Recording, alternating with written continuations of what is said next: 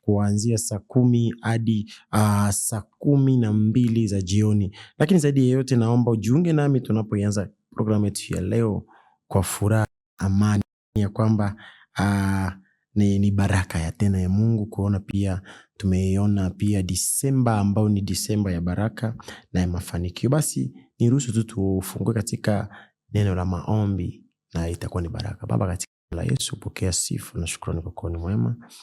Asante kwa kipindi hiki Bwana, kwa ajili ya watu wako ambao wanatutazama popote walipo. Tunaomba Bwana kipindi hii iwe baraka kwa wale wanatutazama. Heshima na utukufu na enzi zikurudilie wewe Jehova. Asante mfalme wa amani. Tunakupenda, tunakuabudu na kukuhimidi. Kwa jina la Yesu tunaomba tukiamini. Amen, amen. Karibu sana mpenzi mtazamaji, unaweza ukaniita AG ama kwa kirefu zaidi Augustine Tunda. Host wa kila siku ndani ya Jumapili Gospel Show. Na ninaamini kwamba umebarikiwa sana na nyimbo zetu ambazo zimekuwa zikikubariki pale nyumbani, zimekuwa zikikuburudisha, inaitwa kuburudisha. Kuburudisha. Na ninaamini mambo yanakuwa wa baraka sana. Basi karibu sana popote ulipo, tuma ujumbe wako mfupi mahali ulipo. Watu wangu wa Kitui, watu wangu wa Kakamega, watu wangu wa Kisii, watu wangu wa Kisumu, Uganda, Tanzania, wanaonitazama, naomba tuma ujumbe wako kwenye nambari zetu ambazo unaziona pale kwenye runinga yako. Tuma ujumbe wako na Mungu wa mbinguni atakubariki. Wewe ambao unatazama kupitia mtandao wa YouTube, zungumza nasi kupitia mtandao wa YouTube. Kuna namba zetu ziko hapo, pia kwenye email unaweza kutupata kama Science TV na Mungu atakubariki. Tuko pia kwenye TikTok, X na Instagram pia. Ni neema ya Mungu, utatupata hapo na tutazungumza. Zaidi ya yote, ndani ya nyumba tuko na wageni, na hao wageni ni wageni wa baraka sana sana sana. Ila before nikuletee mgeni, wacha kwanza nikubariki na hizi nyimbo zikaweze kukubariki, alafu baada ya hapo nitakujuza mengi zaidi. Ndani ya studio tunaburudika sana ndani ya studio. Wimbo wake Chanceline Baguma na wimbo wake naitwa Bire kutoka Shamaim Gospel Ministers hapo Kangemi, na wametubariki sana. Ndani ya studio tumebarikiwa sana na tunaenda kubarikiwa zaidi. Mpenzi mtazamaji, popote ulipo, zungumza nasi, tuambie unatupata ukiwa wapi, ni maeneo gani ya Nairobi ulipo, na itakuwa ni baraka sana kusoma ujumbe wako live ndani ya media yetu ya Science TV. So karibu sana, tubarikiwe pamoja. Naamini ya kwamba leo lazima utabarikiwa, na leo lazima utaimizika, na leo lazima utajengeka, na leo lazima imani yako itainuliwa tena zaidi, kwa sababu wageni wetu wako ndani ya studio, na ninaamini ya kwamba watakuwa baraka katika maisha yako, na watanena jambo katika maisha yako, na mambo yako yatakuwa sawa. Haijalishi Disemba yameingia, maybe mfuko haina kitu, usijali. Imani ni kwamba Mungu unayemwamini lazima atatenda jambo. Kumbuka Biblia inasema kwamba Mungu wetu ni Mungu wa surprises. Akiamua kusurprise, my friend, hakuna mtu ambaye anaweza akazuia. Mungu wetu ni wa surprises, na akikusurprise, my friend, you laugh forever. Utacheka miaka yako yote, because he is a good God, he is a faithful God, and na hakuna siku Mungu amewahi disappoint. So this December, it is the month of celebration. You are going to celebrate your blessing. You are going to celebrate with your family in a good way, because I believe Mungu ambaye wewe unamwabudu anatenda maajabu, na anatenda kila siku, na anatenda bila kuangalia anatendea nani na hatendei nani. Ndani ya studio tuko naye mgeni, mtumishi wa Mungu, mjakazi, amepakaliwa mafuta. Na ana sauti nzuri. Nilikuwa ninatazama wimbo wake fulani kwenye YouTube. Kweli ilinibariki. Lakini wacha atatuimbia pia hapa, akubariki pia wewe live, kwa sababu ni mgeni ambaye amebarikiwa. Karibu sana. Asante. Karibu sana. Tunafurahi kuwa na wewe ndani ya studio zetu za Science TV.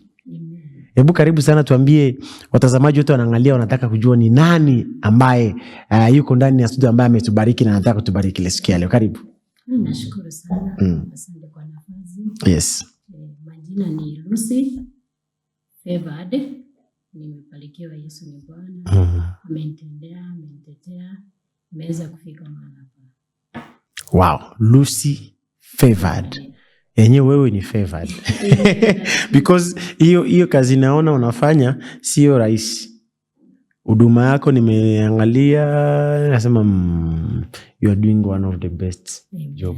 So Lucy, karibu sana ndani ya Science TV Media Kenya. Tunapenda wageni by the way. Asante. Unajua nyumba isipopokea wageni haibarikiwi. So tunaamini vile umefika hapa tutabarikiwa.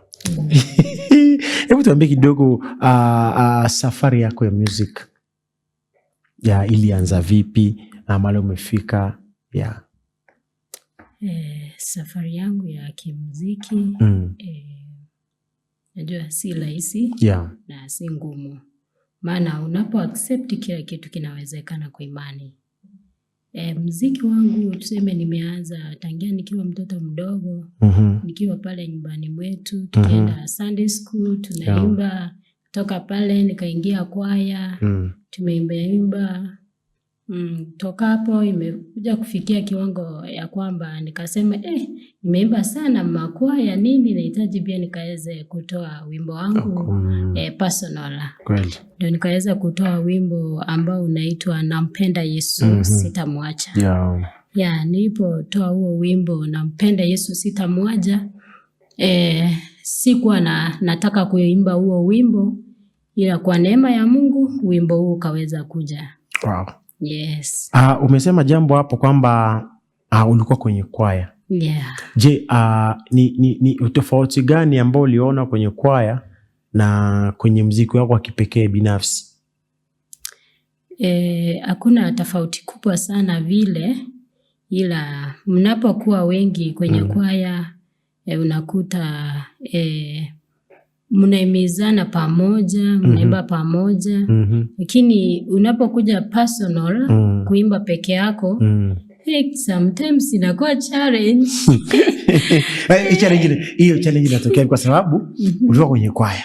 Unaimba tu vizuri, mnaimizana, mnajengana. Sasa ukija kuimba peke yako, ni kitu gani inafanyika ndo kunaanza kuwa na hiyo challenge? Maana hiyo challenge huko umeiona hapo ulipokuwa kwenye kikundi cha kwaya. Lakini kuimba peke yako unapatana na challenge. Ni kipi? Nini inafanyika sasa ukiwa peke yako? Tuseme mara mingi kwamba unapokuwa unaimba peke yako, challenge inakuwa kwamba sometimes umeenda studioni, umezoea mkiimba, mnaimba kiwa wengi, sauti inatoka vizuri. Kiwa peke yako changamoto, naimba sauti kwani imepotea, inaenda kwani kunaenda aje? Kumbe ni ile uzoefu kwamba mnaimba wengi, nakuta sauti zinatokea zikiwa nyingi. Aujuangi kwamba mimi ninaweza nikaimba peke yangu na nikaimba vizuri. Nakuta kwamba unaimba peke yako aujiamini. Ila ninaamini kwamba unapoendelea na uimbaji peke yako, sometimes mambo yanakuwa vyema kupitia njia ya kimuziki.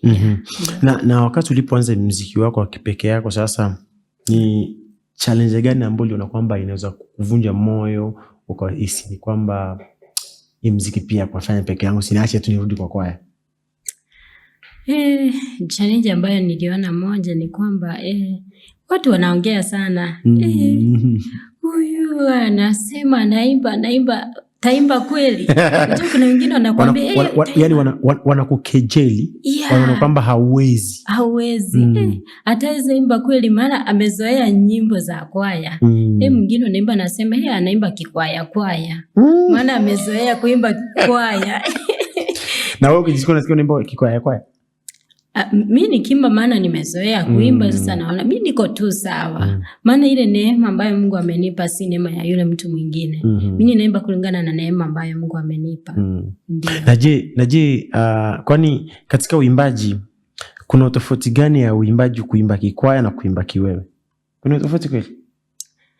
Kama muimbaji mimi unaweza tuambia juu sijui, kwa sababu wao wanakuambia tu niimba kikwaya. Sijui wanasemaje, kwa sababu sidhani kama kunaweza kuwa na mabadiliko yote unapotoka kwenye kwaya. Maana kwaya ni foundation ya kila mwanamuziki, kila muimbaji. Ukikuwa kwenye kwaya, maisha wewe ni muimbaji umeiva, uko sawa. kwa sababu kwaya wanatumia karibu sauti zote 7, tofauti na ile mwanamuziki wa kipekee. Mwanamuziki wa kipekee hutumia sauti 7, unatumia sauti 3. Unaelewa?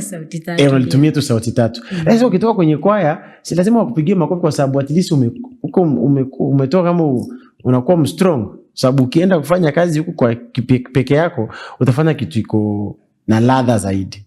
Ama vipi? Ndio.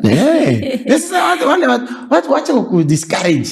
Wanafaa kutia nguvu, kwambie Lucy, keep moving, keep going. So unajua si wote kwamba watakwambia you are doing good. Kuna wengine kuna wengine, lakini wengi wazuri. Wengi ni wazuri kwangu. Marafiki zangu wengi wananiambia Lucy naimba vizuri nini. Wanakupigia makofi kabisa. Unaimba vizuri. Wimbo ni hapa tu. Hapa tu. Wewe. Anaitwa Lucy. Ndio maana nimesema anaitwa ako favored. Lazima ako favored. So umeniambia huu wimbo Lucy. Yes. Yuko na mpango kuimba. Kwa nini? Na vile iko na upako. Okay, wimbo huo sikuandika na sikuwa napanga kabisa kwamba niimbe wimbo unakaa kama hivyo. Wewe inakaa aje iko poa? Mbona mimi nimebarikiwa already? Nimebarikiwa sana. Au kwa mpango. Kwa nini sasa iko mpango na ilikuja unasema kuandika. Ilikujaje? Sasa wimbo huu nilikuwa nimeenda studioni kurekodi wimbo mwingine ambao kunaitwa Kilio. Ulikuwa umeandika? Yeah. Kilio. Matanga. Wimbo wa Kilio nilikuwa na stress. Nilikuwa naenda niimbe huu wimbo wa Kilio, nitoe majosi, nimwambie Mungu yale mambo yote ambayo ninayapitia sasa hivi. Umpatie shida zako zote. Nimwambie Mungu, sasa naleta huu wimbo kwako. Sasa nilipofika pale studioni, ameshaweka beats, nani producer ameweka beats. Nilikuwa ni beat ya haraka kama hii ama tu pole tu. Ni ya Kilio. Ni ya Kilio Mungu. Nimepitia haya na yale. Haya. So hapo nikamwambia producer kwamba acha tuombe ili tuweze kuanza na kurekodi. Kama wote yangu chini nikaanza kuomba. Nilipoanza kuomba nikiendelea kwa maombi, kawimbo kakaingia. Ukiwa ndani ya studio? Ndani ya studio. Wimbo ni mzuri. Ndani ya studio na nimeweka magoti chini ninaomba. Kiendelea nikasikia kawimbo. Nikashangaa. Kwanza nikaacha kuomba, nikasikiza, ninasema asante Mungu, asante Yesu. Ndapoendelea kusema asante Yesu, kawimbo kanaendelea kuwa na upako. Nikatoa sasa sauti, nikaendelea kuimba, nikaanza kuimba. Sasa producer alipomaliza amen, sijui alimalizia wapi, maana mimi nimesama kwenye wimbo. Nikaimba, akaniuliza huu wimbo na umetoa wapi? Nikamwambia ni wimbo tu. Imekuja ukiomba. Nimekuja tu nikiendelea kuomba, hata amen sijui nilimalizia wapi. Nikaingia, nikasikia kawimbo kamekuja hata sauti. Ninampenda Yesu sitamwacha. Maishani mwangu sitamwacha. Huyu Yesu sitamwacha. Nikasema kuna mpango mema, maana unapoona kwamba umepanga hivi na haya mengine yanatokea, ina maana Mungu hataki niimbe wimbo huu, anahitaji nikaweze kuimba wimbo huu. Kasikia wimbo uko sawa, uko na flow. Producer akasema na yenyewe inakaa wimbo mzuri, hebu kwanza imba, hebu sasa yatengeneza maneno. Jaribu sasa. Nikamwambia sitengenezi, natengeneza nini? Weka beats. Bas. Umesikia? Akaniambia sawa. Naeka na sana mpigia mdomo. Akaeka. Sasa alipoweka hizo beats, kasimama kwenye mic, nikaanza kasema hii ambayo imekuja napenda Yesu sitamwacha itakuwa chorus. Sasa nitafute stanza. So unajua ufunuo ukija ukuji like inakuja nini mzima, wimbo mzima. Umepewa ufunuo, ninataka uniimbie ninampenda Yesu sitamwacha. Sasa ndio nikaweza kuimba huo wimbo, nikarekodi, nikatengeneza maneno hapo kwa hapo tu, ikamaliza wimbo hivyo. But ni wimbo mzuri sana kwa sababu hebu tumbika chorus kidogo. Vile kanaenda. Ni kanavutia. Hiyo by the way nikwambia ukweli, not a joke. Hiyo wimbo iko na upako yake by the way. Because kwa maneno yote ambayo nimesikia umeimba kwenye wimbo, ina maneno fulani ya nguvu za Mungu. But because inamuimba Yesu. Unajua nowadays waimbaji unajua Biblia inasema kwamba Mungu alituumba kwa nia moja kama wanadamu. Alituumba nia hii moja ili kwamba tufanye nini? Tumtukuze. So wimbo wako unaongea kuhusu sifa za Mungu. Yale amefanya, mali amekutoa. Ninakupenda Yesu. Ni wimbo kuna nguvu. So iko na potential fulani sana, inaweza kupeleka mbali kama utaipush. By the way, ukipush sana inakupeleka mbali sana. Tena sana. So usigive up. Mungu akupatie zingine kama 20 kama hizo. Upenye. Utaona pale Mungu anakupeleka. Hebu tumbie hiyo wimbo kidogo chorus tusikie vile. Ananipenda Yesu, sitamwacha. Maishani mwangu sitamwacha. Huyu Yesu sitamwacha milele. Kama si Yesu ningekuwa wapi? Kama si Yesu ningeitwa nani? Anipa furaha, anipa upendo, anipa amani, amani ya roho. Nampenda huyu Yesu, nampenda huyu Yesu. That is good. Wow. Sasa ningependa ushauri kwa wale wanamuziki ambao mbi wanakuangalia, maybe kutoka kanisani kwenu, pale CFF, na pia kuna maybe waimbaji wengine wangetamani waanze kuimba kama wewe, waanze kufanya vitu kama vile unafanya. Unaweza washauri nini? Wa expect nini wanapokuja kivyao? La kwanza ni kwamba unapoingia kwa muziki ni uamue kutoka ndani ya roho yako. Maana usipoamua utafika mahali uizi kwamba ni kazi ngumu. Iko na challenge yake, ila ni nzuri, ni kazi nzuri. Kumtukuza Mungu, kumwabudu Mungu ni kazi ambayo iko na mavuno yake. Maana unapomtumikia Bwana ina maana ya kwamba umeamua, si kwamba unaingia mahali pale kumwabudu Bwana ama kutafuta pesa kwa njia nyingine. No, ni uingie ukijua kwamba ninapeleka ujumbe kaweza kubariki watu wengine, ukainue watu ambao wako chini, wakaweze kuinuka, watu ambao wameteseka kwa njia nyingine, kama wimbo huu ambao nimeimba, nampenda Yesu sitamwacha. Pengine niliimba kwa sababu ya mambo fulani ambayo nilikuwa nayapitia. Naweza nikaimiza wenzangu pia kwamba unapoimba, imba ukijua kwamba unamuimbia nani. Si kwamba unaimba ni kwa sababu tu uonekane, ama unaimba kwa sababu tu uweze kupata pesa. Imba kwa sababu unaamini kwamba unamuimbia Mungu. Yale mambo ambayo nayaimba yaweze kumtukuza Mungu, na hiyo historia ambayo umeimba ama mahali ambapo umetoa hayo maneno ukayaweza kuyaimba yakabariki watu wengine.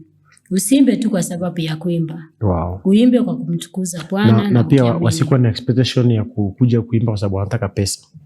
Ndio. Kwa sababu unajua pia wengine wanimbaji anajua nikiimba peke yangu number 1 na nataka nikuwe famous. Nataka nipate do. Ndio hivyo. Na wengine wanasahau kwamba ukiingia katika ministry, we are not looking to be a famous person. Yes. We are looking just to serve the people of God. It's true. To bring the souls that ilikuwa imepotea. Tuilete kwa Kristo. But watu wengi, wanamuziki wengi huwa hatujui hiyo. Wanajua tu nikiingia kwa ministry, kwa industry, lazima kitu ya kwanza pesa. Alafu kitu ya pili, kitu ya kwanza famous. Okay, famous. Wanasahau kwamba we have only one man who is famous. That is Jesus only. To be a famous in music hiyo haitusaidii sisi. Hiyo inakusaidia wewe na wale ambao wanasema ni wewe, wanasema wewe ni famous. But in reality, the only person ambao we recognize as a famous ni Jesus Christ. Na hiyo ndio wanamuziki wengi hataki kusikia.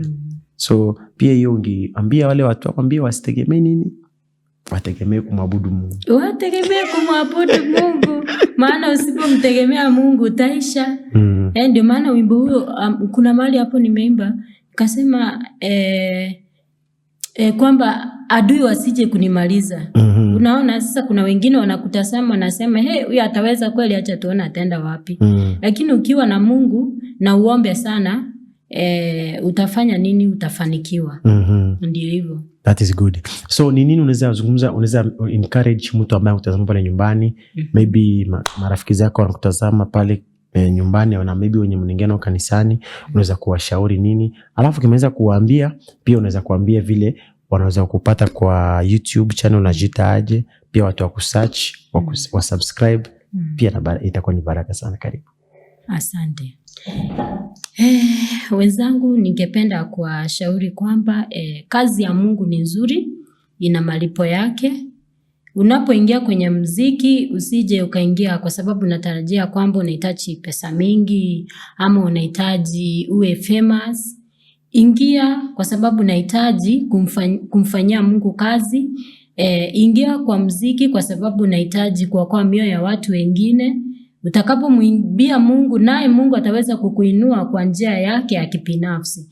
Maana si kwamba tunaingia kwa muziki ili tuweze kuwa famous ama tuweze kupata pesa, ila tunaingia kwa sababu tunataka kuokoa mioyo ya watu wengine. Kuna watu ambao waingii kanisani kwa sababu ya watu tila wachiwezi ama hawana nguvu ya kusimama wafike kanisani. Watakaposikia wimbo wako umeimba mambo ambayo yanamtukuza Mungu, yanamfurahisha Mungu, yanampendeza Mungu, naye ataweza kupendeka mbele zake Mwenyezi Mungu. Mtu yule atakapotazama wimbo wako na atajisikia kwamba kweli hakika hata kama sijafika kanisani, hata kama niko mgonjwa hospitalini, nimeweza kusikiza huu wimbo na huu wimbo umeweza kuniinua au kunibariki kwa njia nyingine. Dada zangu, ndugu zangu ambao mnanifuatilia kwenye YouTube, Facebook, TikTok, naitwa Lucy Favored. Nimebarikiwa, Yesu ni Bwana. Nitafute mahali popote pale utanipata kama Lucy Favored.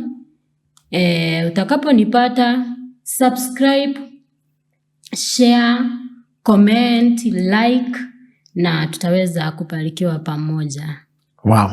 Huyo anaitwa Lucy Favored ambayo tumekuwa naye ndani ya Science TV Media siku ya leo, na tunamwombea neema na baraka zikimwandame, aenda akakuwe msanii mkubwa sana, mataifa ikamtambua kutangaza habari njema. Na pia enda kwa YouTube channel yake, subscribe kwa channel yake, na Mungu atakubariki. Kumbuka siku hizi wasanii tunawasupport through YouTube. Ukikosa kumsupport through YouTube, basi utakuwa tumeanguka mtihani. So ni vizuri pia, alafu tena huyu ni wetu, tunamuinua kumshika mkono ainuke vizuri, na neema Mungu itabarikiwa sana. So karibu sana mpenzi mtazamaji, tumekuwa na wonderful break hapo, relax na tunazidi kubarikiwa kama vile wewe unazidi kubarikiwa pale nyumbani, na sisi hapa na studio tunazidi kubarikiwa sana popote ulipo. Endelea kutazama Science TV Media, endelea kututumia ujumbe wako pale kwenye mtandao wetu wa Facebook, like our page kwenye Facebook page. Pia unaweza subscribe to our YouTube channel, na pia utatupata pia tuko TikTok, na Mungu wa mbinguni atakubariki zaidi. Kumbuka hii ni Science TV, programu ambayo unaipenda sana, ni Sanjola Gospel Show. Hapa kila Jumapili saa 10 unanipata hapa nikikupeperushia kipindi hiki kia baraka ndani ya maisha yako na kunena mema ndani ya maisha yako, na huwa tunahimizana kila wakati. Tukikutana hapa na Science TV tukiwa na wageni wetu, tunahimizana pia na kupata mwelekeo wa huduma na kazi na mambo mengine ya maisha na familia. Inasaidia wewe ambaye unatazama ukiwa kwenye YouTube channel, unatazama ukiwa Kangemi, Komarok, Karen, Kiambu, Syokimau, Machakos, Mombasa, Kwale, Kitui, hizo county zote, Kakamega, Nakuru, Naivasha, Eldoret, Busia. Endelea kututazama pale kwenye mtandao wetu na Mungu atakubariki. Kwa wale wanatutazama kupitia mtandao wa YouTube kupitia wakiwa upande wa Tanzania na Uganda na ndugu zangu walioko Marekani pia, Mungu azidi kuwabariki, wazidi kutune in ndani ya Science TV Media Kenya, na Mungu awabariki na watende mema. Ndani ya studio tuko na mgeni na si mwingine ila nitampatia nafasi kwanza ajiintroduce, wageni watu wetu na watazamaji wetu wajue ni nani ambaye yuko ndani ya studio, na itakuwa ni baraka sana. Karibu ndugu yangu. Asante sana. Yes. Ya, kwa majina naitwa Mwanaharakati J Habuba. Very good. Mwanaharakati J Habuba as a culture and a conservative activist, reformist, Wow. music artist, founder of G72 Media, and proudly the son of Africa and the youngest Pan-Africanist in this continent.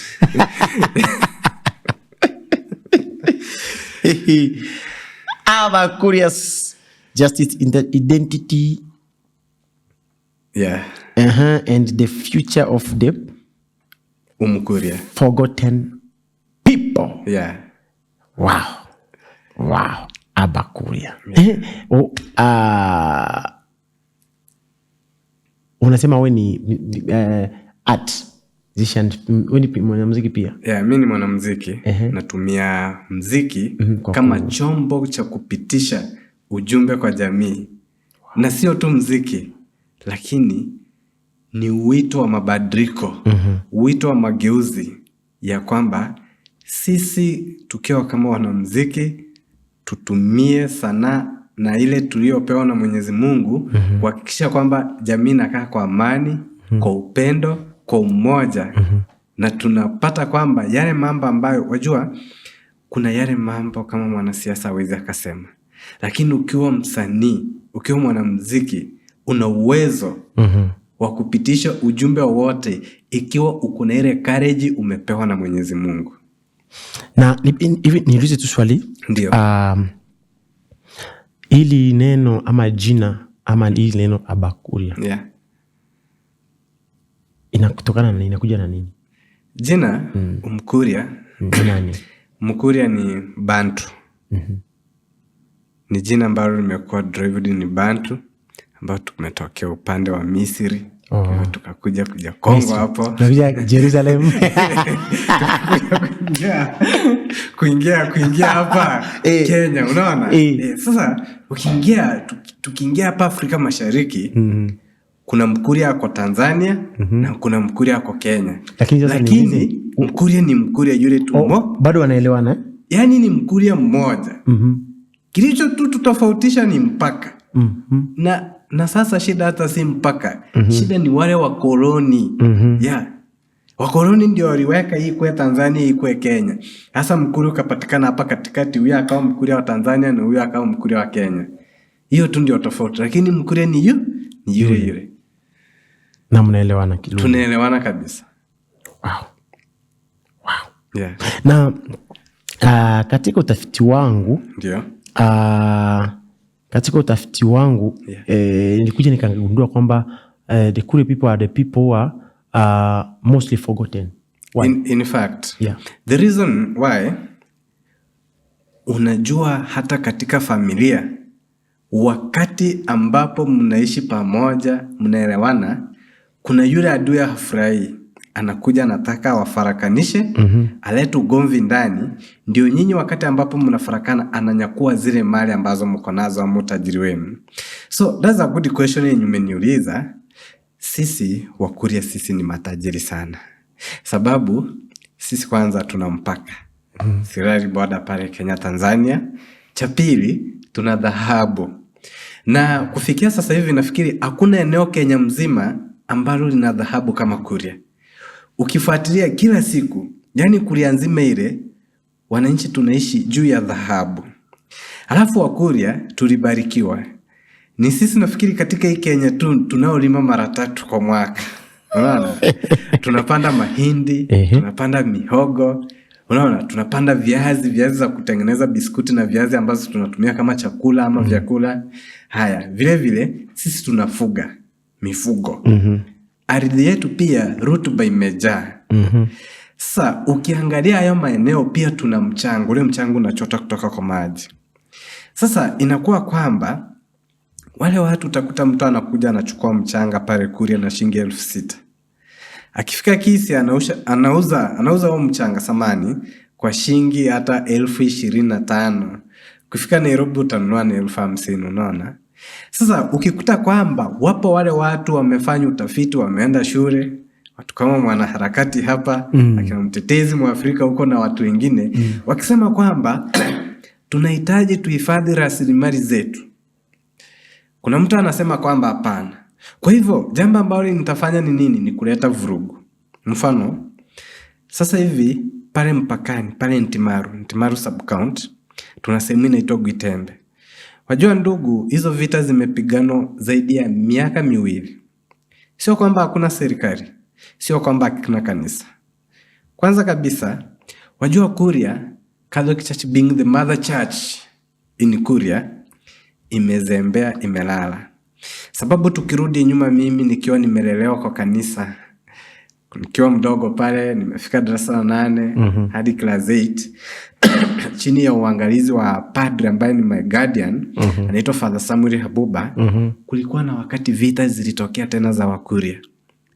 Zilipotokea tulikuwa chini ya uongozi wa askofu mkuu ambaye ni askofu mkuu wa Nairobi, Mwashamu askofu mkuu Philip A.S. Anyolo. Waliungana na Padri Samuel Habuba, viongozi wa makanisa mengine, wakaleta akina Ndingi Mwananzeki, wakahusisha serikali, vita zilisha.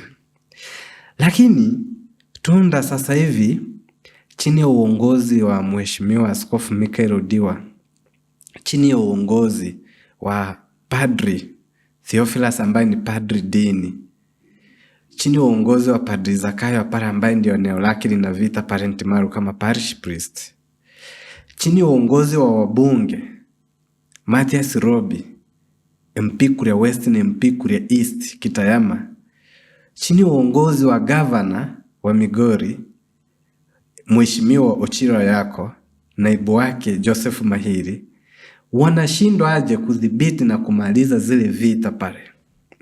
It means ni jambo ambalo liko politically incited. Na even the church now, you can go with me and align with me that church imenunuliwa na serikali. I was then January where governor anakuja anasema padri amepewa lunch ya pesa fulani, vikundi fulani, makundi ya kanisa amepewa. Hivi hiyo pesa unatoa wakati ambapo hapo kuna mtoto mwenye hajaenda shule, kuna mzazi ameshindwa kutoka hospitali, bili imekuwa kubwa, alafu unaona mtu amevaa vizuri unamuongezea pesa, lakini hospitali haina madawa. Pale Gwitembe shule hakuna, hospitali hakuna, wazazi wa mama wanabaki wajane, wazee wanauliwa, watoto wanabaki yatima na waendi shule. Je, kuna future ya hilo eneo la Gwitembe? Hakuna. Hebu nikuulize, umeongelea kuhusu kanisa. Ndio. Na mimi nina swali. Ndio. Wewe umelelewa katika familia ambayo imemtambua Yesu. Na sio tu familia, nimelelewa katika nyumba ya ukuhani, nyumba ya mapadri. Nyumba ya ukuhani. Ndio. So wewe lazima ukue kuhani. Amasoja, yeah. No, unajua, yeyote ambaye analelewa katika nyumba ya kuhani, lazima ni kuhani. Lazima ni kuhani. But because hiyo mbegu iko hapo inafuatilia. Ni damu inakuja. So kwa sababu umelelewa katika ukoo ya makuhani. Nikutoe kidogo hapo kwa nini, nikurudishe katika mambo ya injili kidogo. Ni kanisa peke yake Katoliki ndio uko huko ama kuna zehebu zingine? Na what about vijana ambao maybe wako katika sanaa? Je, wamesaulika ama bado wanakumbukwa na sanaa yao? Umeuliza swali nzuri. Lakini kurudisha nyuma, tumesema Catholic Church being the mother church of Kuria land, kwa familia mnakuwa na kijana mkubwa ambaye mnaangalia akisema Tunda twende left, twende right. Kumaanisha Catholic Church ikiwa kanisa la kwanza kuingia Kuria limezembea na limenunuliwa na serikali. Na ndio maana kuna machafuko Kuria. Swali la pili, umeuliza sanaa ama vijana katika sanaa. Swali lako nzuri. Lakini pia vijana katika sanaa ya Kuria pia wamezembea. Sababu wajua kuna zile intimidations. Unatishiwa kwamba ukifanya hiki. Lakini wanasahau kwamba wao kuwa msanii ni uhuru ambao umepewa kama sauti ya jamii. Lakini sasa wanakosa yale maarifa kwamba wacha nigeuze sanaa yangu kuliko kulilia mapenzi ama kuliko kuimba nyimbo ambazo hazileti dhamana yoyote katika jamii. Wacha niimbe nyimbo na nihamazishe, kwa sababu mimi kama msanii nina watu wengi ambao wananitazama na kunifuatilia. Nikisema kwamba leo hashtag ni maliza vita Gwitembe, ninaamini kati ya watu 1000 wanaonifuatilia, watu 500 watafuata na watasema hashtag maliza vita Gwitembe, lakini wamekosa. Na pia si kukosa tu, lakini pia ni ile discouragement kutoka kwa wazazi ama kutoka kwa jamii na pia kutoka kwa serikali. Whatever you are doing na una support, haukui pia na ile moral. Yeah. So do you believe that katika vijana ambao Mungu maybe ameteua? Yeah. Kwa sababu nikirudi katika maandiko, wakati kulikuwa na vita ya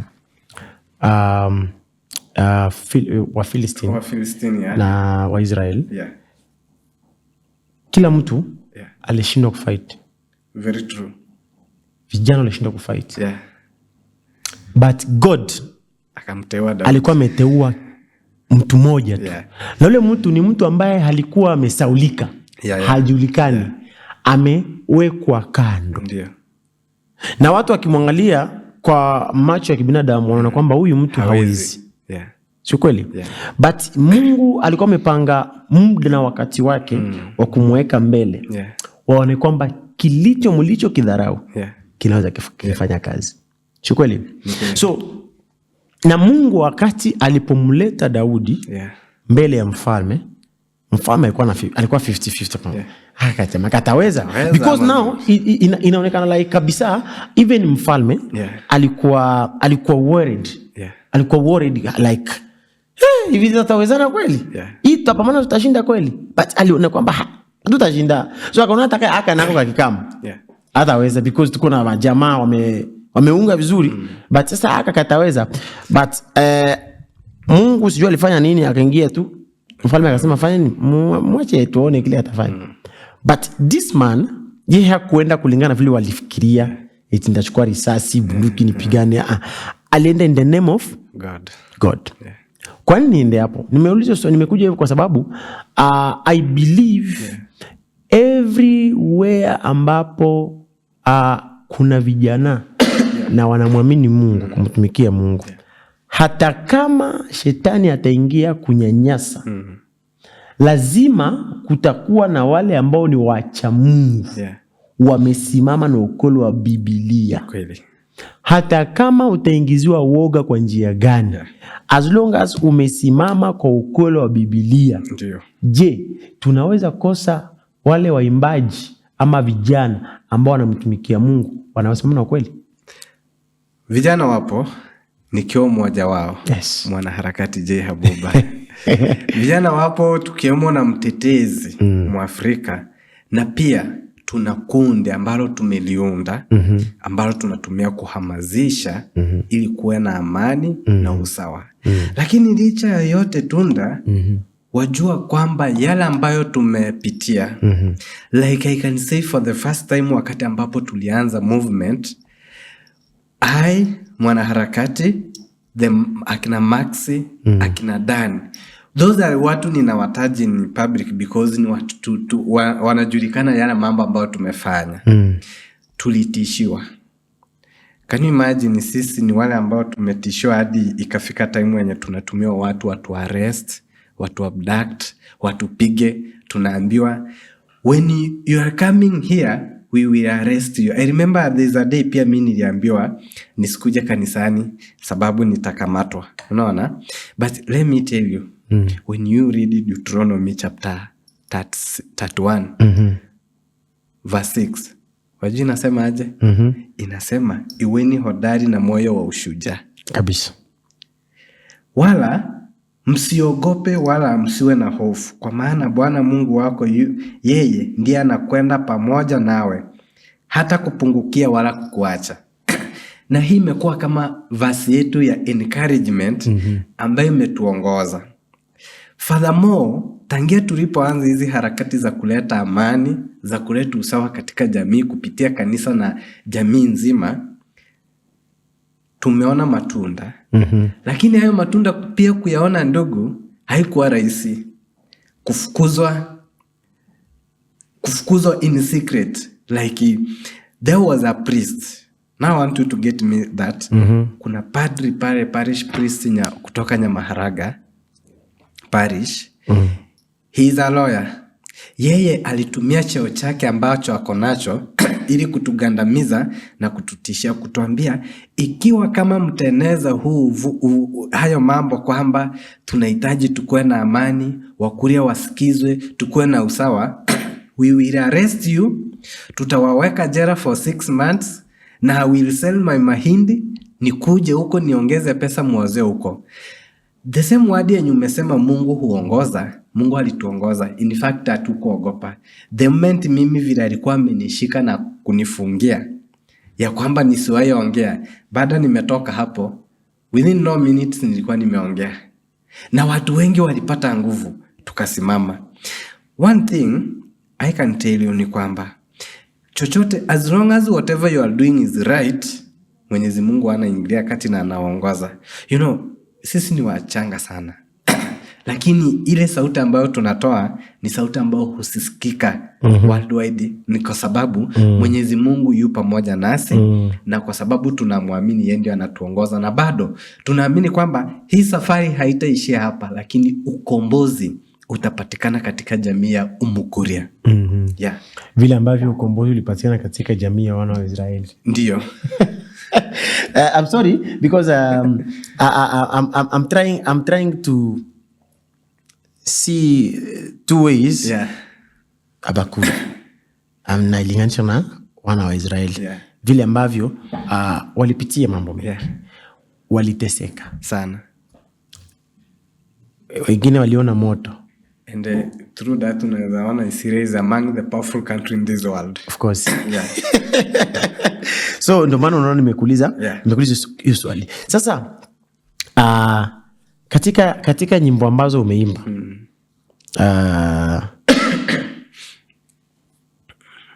what was your focus? My focus For that all songs ambazo umeimba nimeona.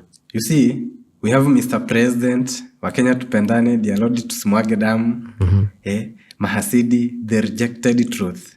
Now, when we come to the rejected truth, kiona hapo, kuna the last verse inasema, tapigania haki za Wakenya kwa makabila yote leo, mashariki wakuje tuungane sote, magharibi wakuje tuungane sote, kaskazini wakuje tuungane sote, kati kusini wakuje tuungane sote, tapigania haki za Wakenya kwa makabila yote leo. So when you see that message, kwamba mimi ni mtu ambaye nimefocus kwa jamii, not tu jamii lakini the marginalized one, wale wamekuwa neglected, wamekuwa isolated, wametengwa, especially Abakuria. We have the Pokots, Marakwet, kuna zile tribes zenye unaona. Do you know Tunda, right now as we are talking, kuna wanafunzi wanakaanga chini wakisoma chini ya mti. Kuna sehemu yenye hakuna hospital. but we are here in Nairobi, tunaishi vizuri. Hata mtu mwingine anaishi kwa nyumba ya mabati lakini anaona ako comfortable. Go to Turkana, wanafunzi hawana sehemu ya kusoma. Enda Kuitembe penye vita zinapigana, hakuna shule, hakuna hospitali, hakuna maji, chakula zinafyekewa kwa shamba. Shwari, unaona? So message yangu ni kubadilisha, ama tunasema I stand against impunity and injustice in the society. Yeah. Yani kufa kuishi, nipite kwa miba, nipande mlima niteremke, nasimama kama sauti ya sauti ambazo zimenyanyaswa na zimefungiwa katika jamii, ili kati ya wale 10 tuko nao 7 hawawezi wakaongea, 3 wanajaribu kuongea lakini wanafinyiliwa. Hivi nikuulize swali. Wewe kulingana na haya mambo yote, wewe ungependa kitu gani kifanywe? Jambo ambalo ningependa kabla, alafu uijibu in a spiritual way, in a physical way. Nice, so that we can understand. Jambo ambalo ningependa, ama jambo ambalo sisi wanaharakati na watetezi tungependa, jambo ambalo sisi Wakuria, mimi Mkuria na jamii nzima ya Wakuria ingependa. Wajua, nikiwa hapa siko hapa tu kama mwanaharakati, lakini niko hapa kama sauti ya jamii ya Wakuria. Jambo ambalo Wakuria wangependa kuona ni kwamba amani imepatikana katika jamii ya Wakuria.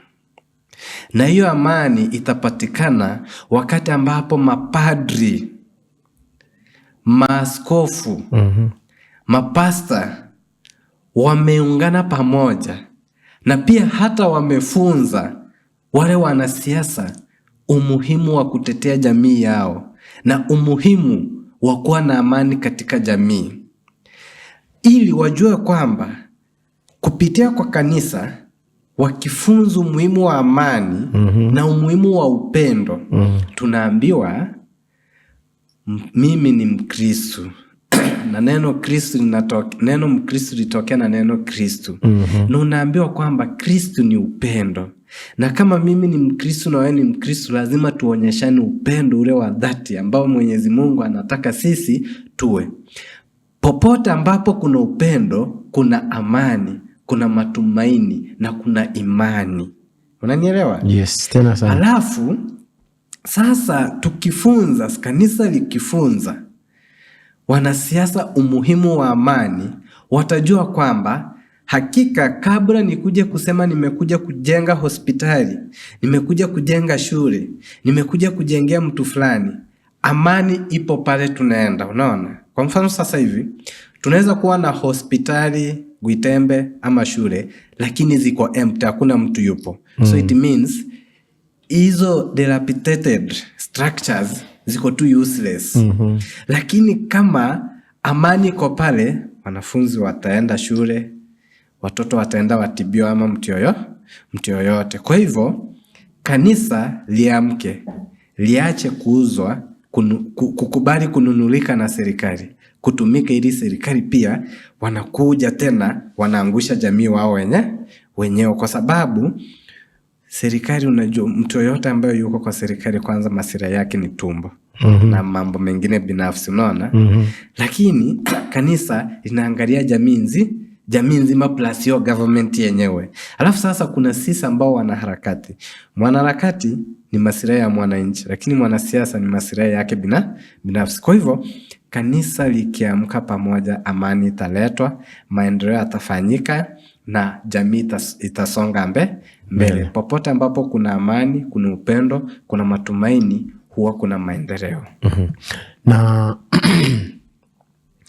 ni jambo gani ambalo ungependa kuambia vijana ambao wanaona kwamba kimambo na muziki, kiindustry hawakumbukwi, ama nyimbo zao hazifanyi kazi, hazitumiki kwa media? Ni jambo gani ambalo ungependa kuambia? Jambo ambalo ninawaambia vijana wale ambao wako katika music industry, kwanza usiwahi tegemea kwamba kuna mtu atakuja akupe support kama wewe mwenyewe haujajikubali. Jikubali, jielewe, jipende. Yes. Ufanye ile kazi unafanya na uiamini kazi nzuri, na hakikisha kwamba ujumbe wako ambao unautoa kwa jamii ni ujumbe ambao unakubalika, ambao unaelimisha, si wa kubomoa. Ukifanya hivyo, hakika utaona kwamba hata talanta yako ambayo Mwenyezi Mungu amekupatia inalipa, nitakupeleka mbali. Talent ndio tu pekee ambayo inaweza kufanya ukae katika nyumba ya wafalme, ukae katika kiti ya rais bila kuwa na certificate ya form 4, certificate ya class 8 ama diploma mani. Is only talent. Bas. Talent ni mzuri. Talent ni mzuri sana. Sisi kama niko na talent jameni, nisaidike nifike kwa rais. Mungu niko na talent. God, nisaidie niko na talent. Wakati niko kama huyu mwanaharakati yako na talent, hata mimi nataka niko na talent. Inifikishe pale kwenye inafaa ifike. So ndugu yangu, ndio. Mimi kwanza zaidi ya hiyo nashukuru zaidi. Asante. Kwa sababu umekubali kuja ndani ya Science TV. Na Mungu akubariki sana. Asante. Inaamini kwa sababu ya muda. Inaamini tutatafuta muda uje tuzungumzie kwa kina zaidi. Ili tukaweze kuelewa na pia kuna wengine wasaidike na kuelewa ni nini inaweza fanyika kwa kumbuka wale waliotengwa, wale waliosahaulika, ili kwamba tena tuwashike mkono wainuke. So mimi nashukuru sana, Mungu akubariki na kipawa chako ndio kizidi kusonga mbele. Amina. Okay. Music zako nimeziona kweli, zinatuwakilisha. Na tukipreach peace, hata Mungu akiwa mbinguni anafurahia. Ndio. Because without peace no blessing. Very true. Without hiyo inaitwa maelewano, ndio, kutembea kwa sauti moja, hata Mungu mbinguni hawezi akatubariki. Ni kweli. Ndio maana unapata Mungu si eti alishindwa kutetea wana wa Israeli katika mji wa Egypt. Ndio. Angewatetea na angewapatia nguvu. But aliona wacha kwanza number 1 nipatia watu nini? Peace. Watoke waende mahali nimewatengea. Ndio. Wakuwe na peace, alafu wakuwe na freedom ya kufanya nini? Ya kuniworship. Ni kweli. Elewa. So peace ina bring even the presence of God in our heart, in our lives, even in the houses, in the marriages. Kukiwa na peace, God anakujanga through na anaachilia blessing. So tuambie watu wakitaka kupata kwenye mtandao wanakupata vipi? Okay. Kwa social media handles zangu, Facebook, Twitter, Instagram, YouTube @mwanaharakati J Habuba. Hakuna mtu mwingine, I'm the only one. Mwanaharakati J Habuba. Na pia you can follow my media, G72 Media. G72 Media, Facebook page iko pale. Then now the movement that I'm working with, Let's Talk One Africa, iko pale Facebook, niko pia Instagram, niko Twitter. Tufollow, tufanye kazi. Na jambo ambalo nawaachia wa Kenya, tueneze amani, tupende amani, tuienzi amani, na tuipe dhamana amani. Wow. Mpenzi mtazamaji, ule anaitwa Mwanaharakati Abuba. Asante sana kwako wewe ambao umekuwa nasi, na nitakapotoka hapa mali hapa utasikia wimbo wake. Pia Mungu amembariki. Amembariki kweli. Na itakuwa ni baraka sana. So Mungu akubariki sana kwako wewe ambao umekuwa nasi tulipoanza kipindi yetu ya leo. Mungu akutende mema na kuonekanie. Asante sana, tukutane Jumapili ijayo kwa neema yake Kristo. Bali acha nikuachie neno la maombi. Baba, katika jina la Yesu, pokea sifa na shukrani kwa mwema. Tumekuwa mahali hapa na wageni wetu na tumebarikiwa na tumeona mkono wako. Asante Bwana kwa mambo yote ambayo tumeyazungumzia mahali hapa, maana tunaamini anaenda kufanya kazi. Jina lako libarikiwe, jina lako liimidiwe. Huyu mama, huyu baba, huyu kijana ambao wametutazama Bwana, naomba kawakumbuke. Disemba hii iwe Disemba ya kicheko juu ya maisha ya mtu. Katika jina la Yesu Kristo tunaomba tukiamini. Amen. Barikiweni sana. Tupatane Jumapili ijayo kwa neema yake Kristo. Niite J Tunda. God bless you. Thank you. My producer.